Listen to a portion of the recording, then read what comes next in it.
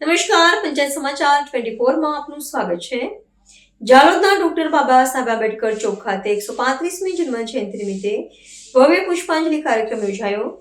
ભાજપના પદાધિકારીઓ અને બહોળી સંખ્યામાં સ્થાનિક નાગરિકો રહ્યા ઉપસ્થિત। દાહોદ જિલ્લાના જાલોદ નગરમાં ભારતીય બંધારણના શિલ્પી ડોક્ટર ભીમરાવ આંબેડકરની 135મી જન્મ જયંતિની ભારે ઉત્સાહ અને સન્માનપૂર્વક ઉજવણી કરવામાં આવી।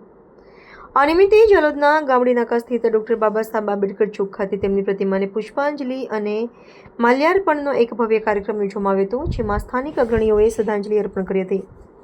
આ કાર્યક્રમમાં ભારતીય જનતા પાર્ટીના જાલોદ નગરના પદાધિકારીઓ, વરિષ્ઠ આગેવાનો અને કર્મનિષ્ઠ કાર્યકરોએ મોટી સંખ્યામાં હાજરી આપી હતી।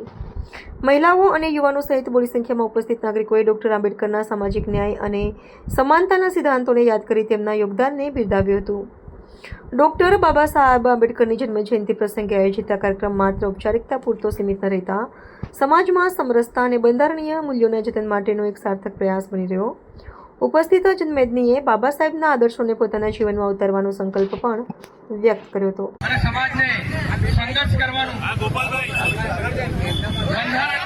ઘડવૈયા તરીકે દેશ વિદેશના બંધારણોનો અભ્યાસ કરીને ભારતનું શ્રેષ્ઠ બંધારણ કરવાનું કામ ડોક્ટર બાબા સાહેબ ભીમરાવ આંબેડકરે કર્યું છે।